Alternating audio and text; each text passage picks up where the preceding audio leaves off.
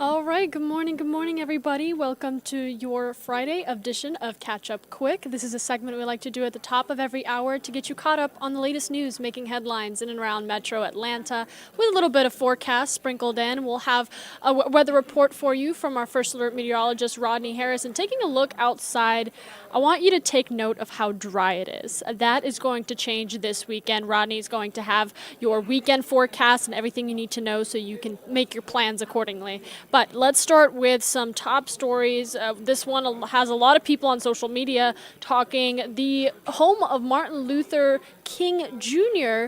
was almost destroyed last night. Take a look at this. This is the historic home on Auburn Avenue that we all know and love. Well, just last night, police tell us that brave bystanders stopped a woman from trying to burn down the childhood home of the Dr. Martin Luther King Jr. Atlanta News First, Rebecca Schramm is on Auburn Avenue with the latest details.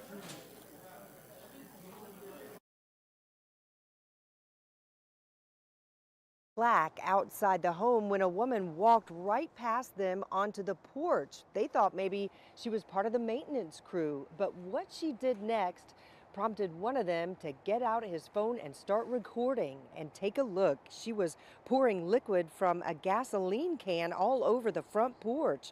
He saw that she had left her keys and her wallet on the grass, so he grabbed those to try to keep her from leaving. After that, two off-duty New York City police officers who also happened to be visiting followed her and then held her down until Atlanta police could arrive. It's unclear why the woman would want to burn down the home that's the birthplace of Dr. Martin Luther King Jr. It's owned by the National Park Service and just closed recently for a big renovation project. Atlanta firefighters, along with a hazmat crew, spent quite a while at the house last night scrubbing down the areas where the woman had poured the gasoline to make sure the place wouldn't ignite.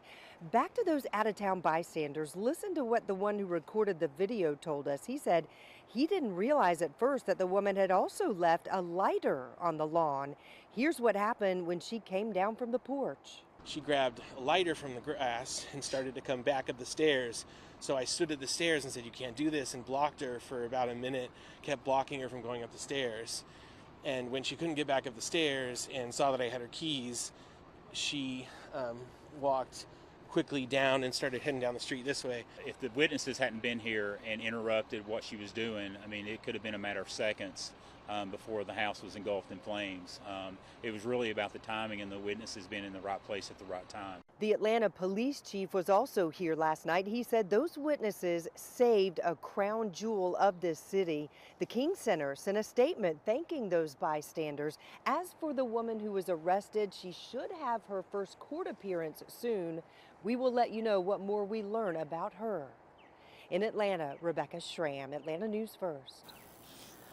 And following now day 9 of court for the Young Thug YSL trial, a quick day in court today for jurors who are hearing testimony in the trial involving Atlanta rapper Young Thug and several of his co-defendants. Now, only one Atlanta police officer testified yesterday. He spoke about the 2018 arrest of Marquavius Huey, one of the defendants. Defense attorneys once again focusing on the lack of gang evidence in the police report. Atlanta rapper Young Thug is accused of co-founding the YSL street gang.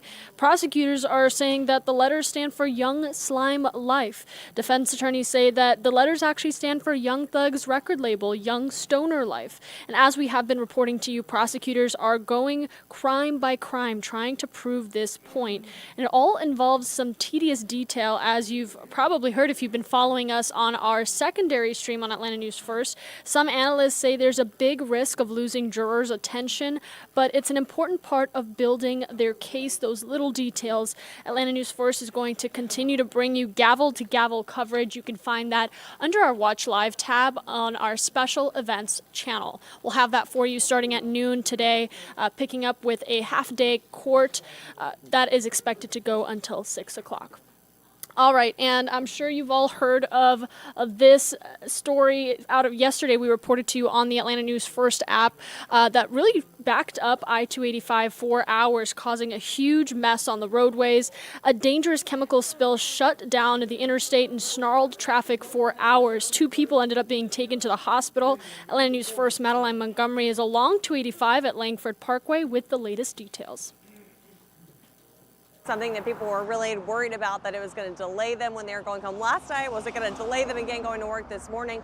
The good news, everything is open back up here, but 200 gallons of sulfuric acid on 285 out here, sending 2 people to the hospital. Just a really scary situation. And this morning we have a new photo of the spill. I know a lot of people are wondering what exactly it looked like that was keeping them from getting home on time last night. And so they can finally get a look at it. And not only was it causing the drama on the roadway, it was also just a really dangerous situation. Atlanta Fire telling us that 2 highway emergency response officers had to be transported to Grady Memorial Hospital after being exposed.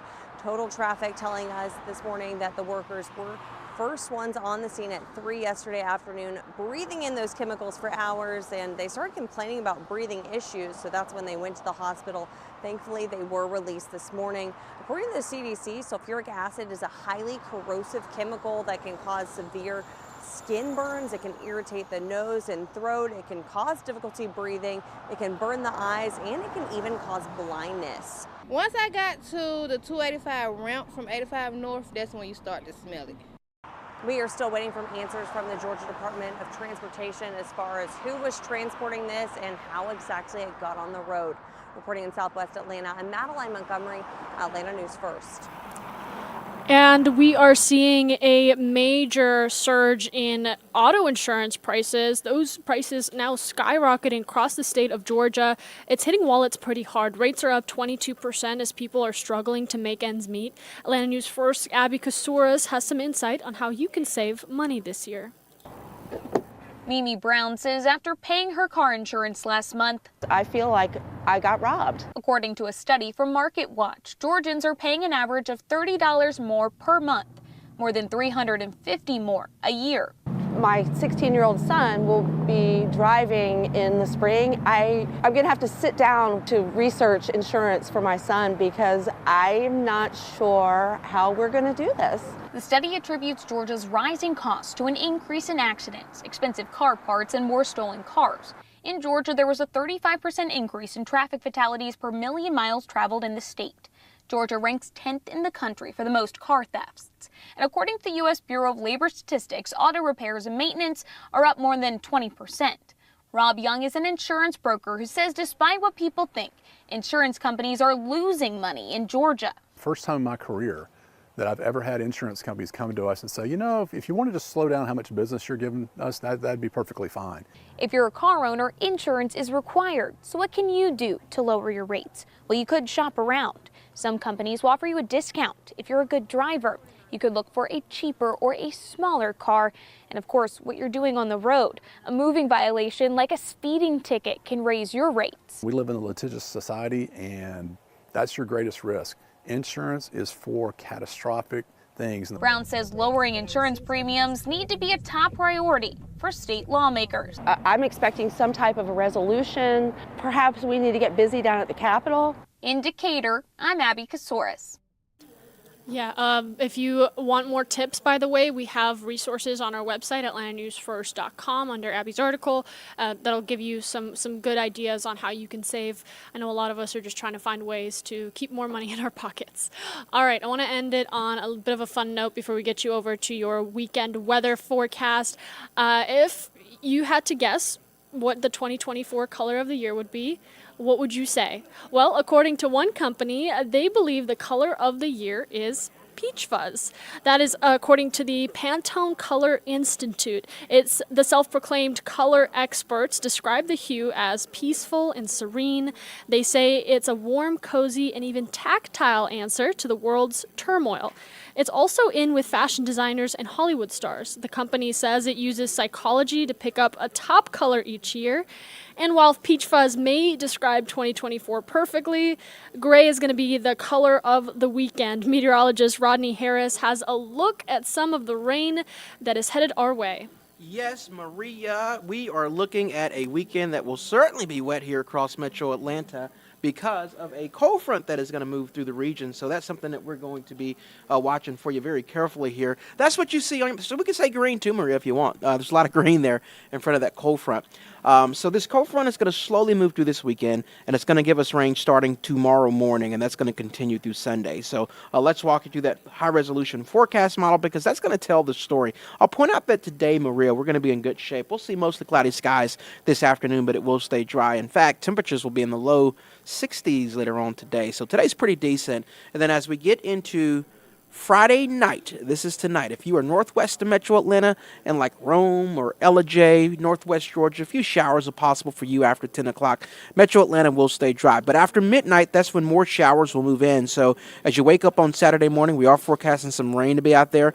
Make sure and plan accordingly. Any soccer games, anything that you're doing outdoors over the weekend, specifically Saturday morning, you're going to get wet. But then by Saturday afternoon, that coverage will start to go down a little bit. So a stray shower or two will be possible Saturday afternoon, but you can keep your plans after lunchtime. And then by Saturday night, after 7 o'clock, more rain will move in, and then that rain will basically continue through Sunday morning. So as you go to church on Sunday morning, we are forecasting scattered rain that's going to continue through brunch.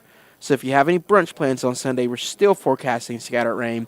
And then the heaviest rain will start to move east of Metro Atlanta by 5 o'clock on Sunday evening. So if you want to do anything outdoors on Sunday, it'll be dry after 5 o'clock. Notice, though, we're showing a few flurries up in the higher elevations of the mountains as this system moves east of us on Sunday evening.